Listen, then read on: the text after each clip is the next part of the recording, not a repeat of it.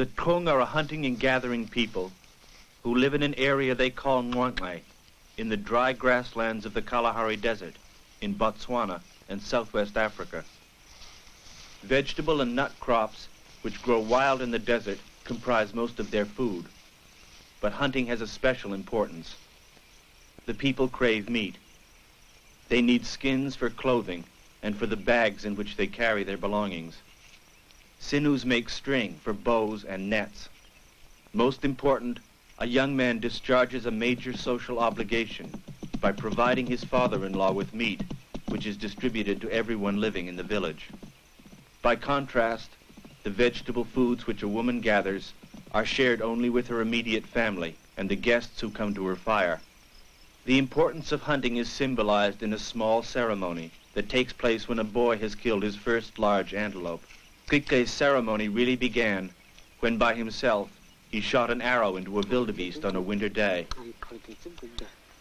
That night he quietly informed his father, who informed a relative named Tilkay. On the next day the two men and Tilkay began to track the wildebeest. The older men found the place where the wildebeest had left the herd and turned out by itself to the east. Tilkay was 13. He had become fairly adept at stalking and at shooting, but he had not acquired the knowledge and experience necessary to track a single animal belonging to a large herd. To find a solitary's tracks when it leaves a herd and to follow it across empty, stony land requires expert tracking. Kantma, Tilkay's father, was a good tracker, but Tilkay was an excellent tracker. He was invited to join Tilkay's father because of his skill. It was early afternoon when they found the dead wildebeest. Kantma removed the arrow. It was one which he had given to his son, and the fact pleased him. The arrow was well placed in the side of the wildebeest, which explained its early death.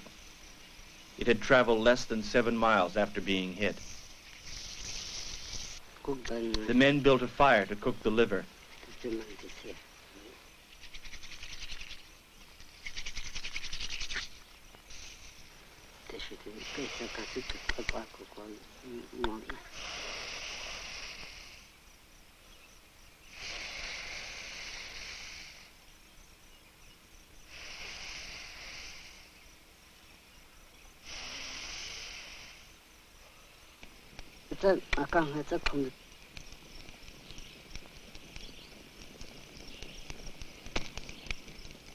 Tilkay was not permitted to touch the dead wildebeest.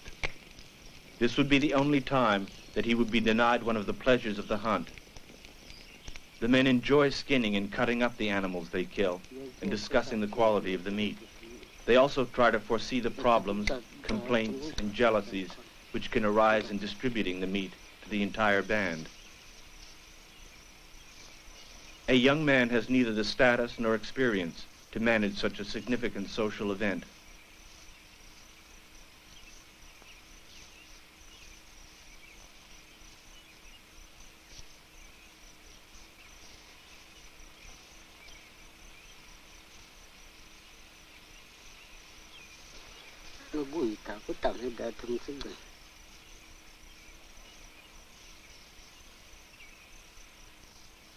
After the wildebeest was cut up, it was hung in a tree to keep it away from hyenas and jackals and vultures. Vultures cannot manage to accommodate themselves around a kill and eat it unless the kill is on the ground. The hunters traditionally eat the liver of the animal at the scene of the kill. Again, Tilkay was not permitted to eat any part of his first large kill.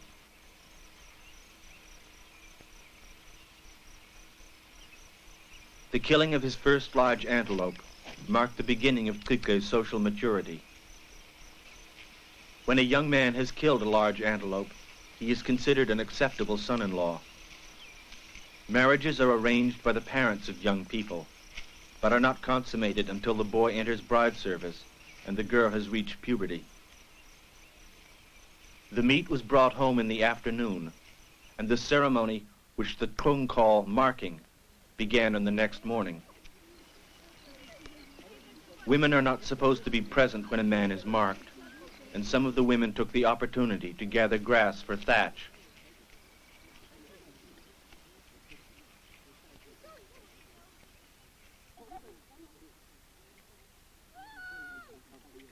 Kantla brought wood for the necessary fire himself.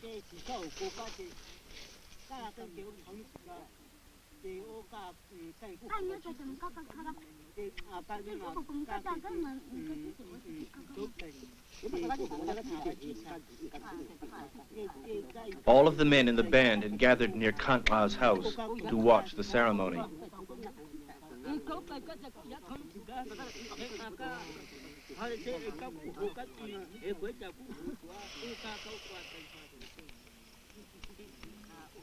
In the pot was fat from the flank of the wildebeest. The fat is boiled until it froths to the top of the pot in a thick foam.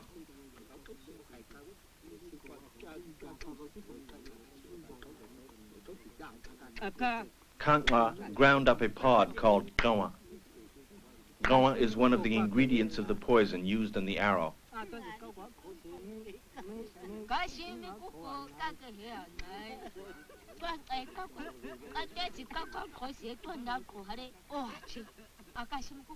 Kantla fetched the arrow that had killed the wildebeest.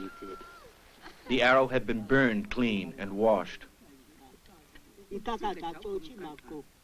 After sharpening the arrow on a stone, Kantla mixed the thick foam of fat from the pot with the ground-up pod and began to cut his son.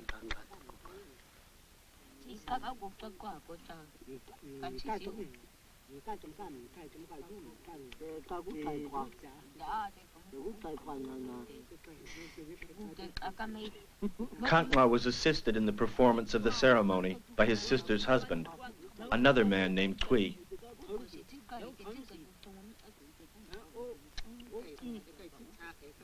Kantla cut Tilkay on his left side because the wildebeest was female. He will be cut again on the right side when he has killed a large male antelope.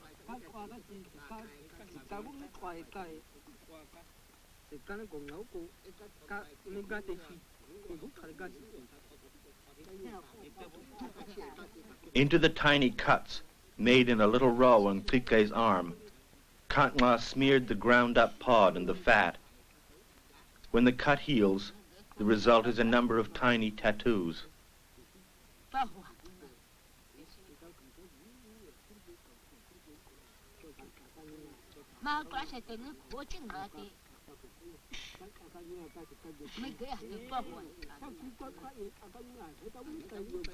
The Kong ascribe meanings to each of the little cuts.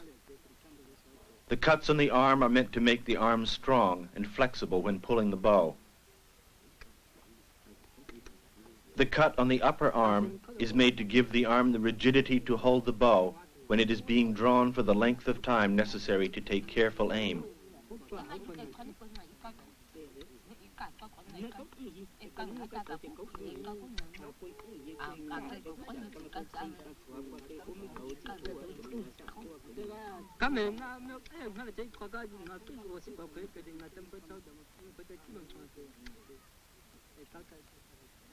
The cuts on the chest are made to give the heart of the man a quickness for the hunt.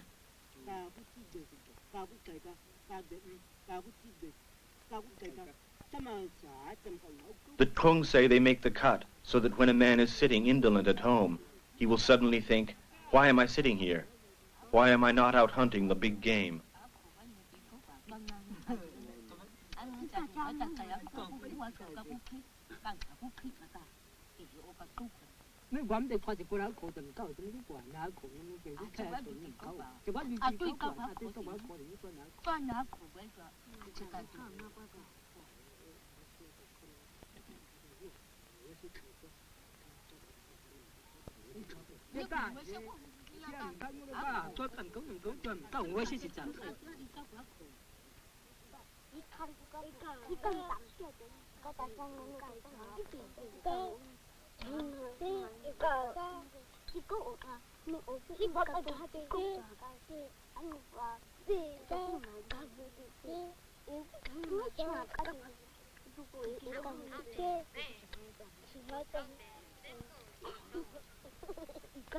The cut on the back has different implications.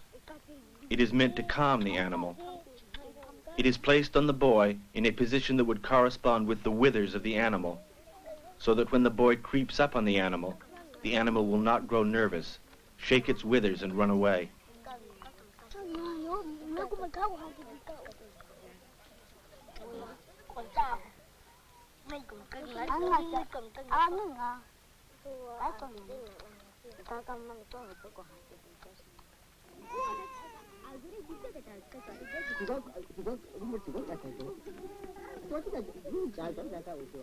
The cut between the eyes is made so that the young man will see game clearly and quickly, even though the antelope may be standing motionless, with the curves of its twisted horns almost corresponding to the small bent branches of the thorny trees.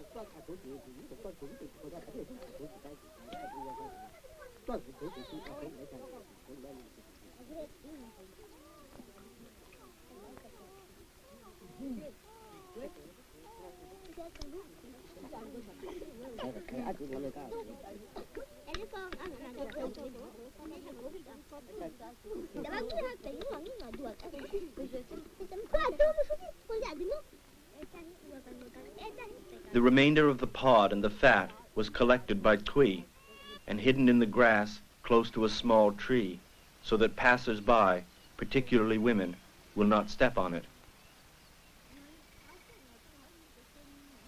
Although sex divides the participants in the ceremony, and women may not take part in it, the sex of the animal does not affect the significance of the ceremony. The ceremony is important whether the first antelope is male or female.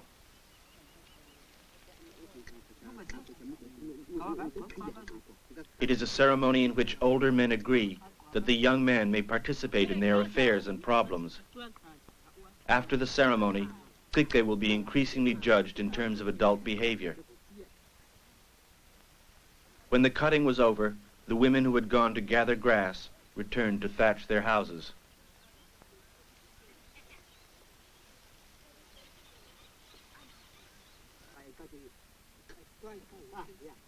Most of the men who shared the meat in the pot were of full maturity, having had at least 3 children.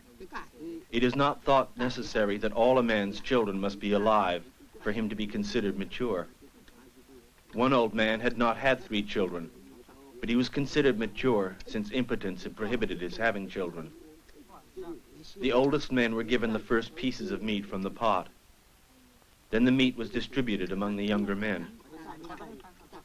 Tilkay has now entered the period of his life in which he may live with his wife in bride service. He will live with his wife's family until, ideally, the couple have had 3 children. After that, having reached maturity, he need no longer live with his wife's family if he does not wish to. He may return to join the band of his parents. He may live with his siblings or his children. The choice will be his.